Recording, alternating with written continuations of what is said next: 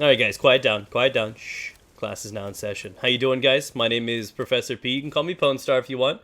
And today, guys, we're going to talk a little bit about the Division.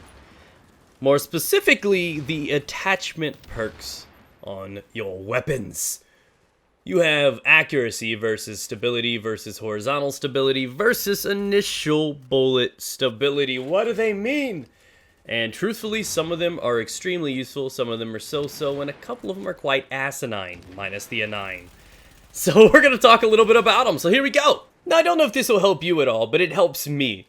I generally, in most cases, substitute the word stability for recoil. So in this case, if I'm going to start talking about horizontal stability, aka horizontal recoil, it's basically the way the recoil pattern of the gun works. When you shoot and a gun has a lot of horizontal recoil, it means it will go left or right a lot. If we're talking about just stability in general, in this game, it basically means vertical recoil. So that's what the stability perk does. Now, initial bullet stability, aka initial bullet recoil, is that first shot. Now, I don't believe this translates to just the first shot in the mag has increased stability and doesn't kick as much. I think that means that when your reticle recenters and you are ready for your next shot, that's when that comes into play. So, seems like it's designated for marksman rifles, not so much full autos. Last, and probably the most confusing, is accuracy. This one roughly translates to the bullet spread, the tightness and grouping of your shots.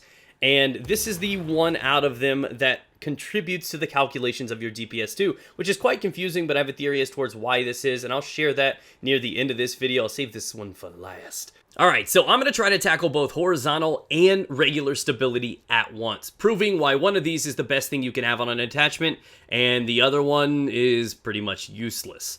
So, if you guys do recall, stability is what counters the vertical recoil, and horizontal stability is what counters the recoil that goes from left or right. So with this, you are going to notice I have a completely naked AK-47 with no improvements to stability whatsoever. It's got no attachments on it. I'm going to shoot this thing, and you're going to notice that it goes up a whole lot. There's a lot of regular vertical stability problems. With this recoil, you're going to notice it goes a little bit to the right as well. Here we go. So as we go up, you can see that it goes a little bit to the right, and if allowed further, I could have shot down the heavens, but that is this top area. It wouldn't allow me to go any further, or it would have kept going even higher, given that freedom.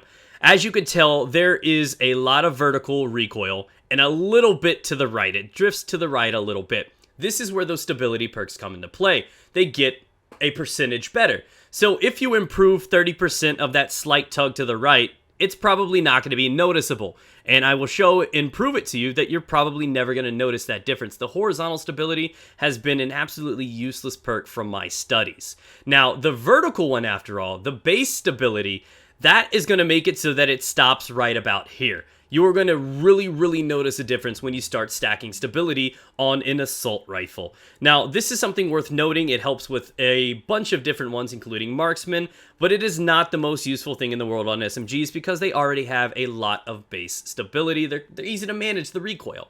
Now, I'm throwing on almost 40% horizontal stability and 30% stability right there with that one. We're going to tack on another bit of stability right here, and we're going to let this thing loose, again, without trying to fight the recoil at all. Let it go on its own.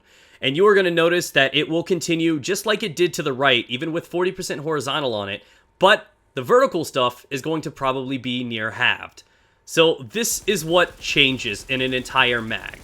With just that right there, it still drifts to the right, but is so much more improved with the vertical climb. And that's why stability is probably the best thing you can have on your attachments.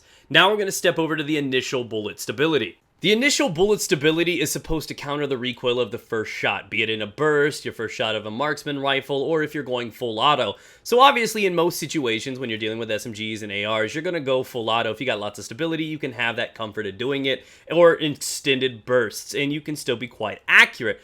So I feel like this perk was designated for the spammable semi-auto marksman rifles. You don't really need it so much for the bolt actions because you can easily recenter where you need to be. The kick's not that big a deal because you have to rack the next shot. So for the most part, that works. But the case is, I think that it needs to work alongside a whole lot of accuracy for you to ever benefit from this. Many times I tried this perk, and to my eye, I never noticed any real change. I could have been just messing up, but I didn't think this perk was worth a damn, and I think with it to have any value, you need to have accuracy come in and benefit, because they feed off of each other. Now, accuracy is very complicated. It is the tightness of your spread, and what it roughly means is when you shoot your gun. If you're dealing with an AR, it'll be those 4 little dots in the center, or the circle if you're dealing with an SMG. You will notice that those things start to expand, and that's because the spread is opening. You are firing in full auto, and the gap in your shots and bullets are going to expand like that.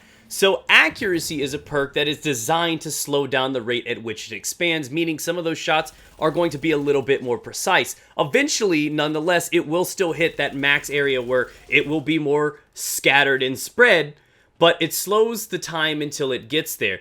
Is it a super influential perk? Not in my opinion. Not only does it slow the period until it gets to that max spread, but it also allows it to get back to center quicker after you're done firing. This is most notable on something like a marksman rifle, a spammable, an M1 or something, because you will notice that every time you take that shot, those 2 lines separate, and then they slowly come back, and then they separate, and then they slowly come back. Accuracy is supposed to bring those back together quicker, allowing you to get your next shot on target faster, which means more DPS, which is why I believe accuracy influenced the calculations for the DPS. If we're being honest about it, I didn't really notice any difference at all when firing the AR or an SMG with about 30 or 40% of accuracy on top.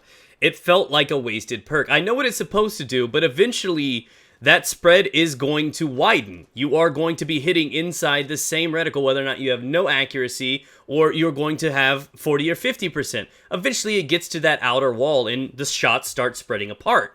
Now, obviously, when you're going for headshots, if they're a little tighter, a little closer, you're going to nail more headshots and miss a little less, and that factors in. But for most situations and engagements, stacking up accuracy is not the best idea, and it's probably the second most valuable thing, way behind stability, because that one is absolutely phenomenal. If you can't tell stability is the best perk that you can have, then you're missing something right here.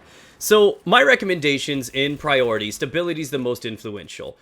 Accuracy would probably be the second best thing that you can have, and that would be something I'd recommend on SMGs, marksman spammable rifles like M1s, and if you absolutely had to have it, go for it. But when you can roll crit hit damage or headshot damage or any of those other things that truly impact the actual damage dealt, take those over something like accuracy all day long.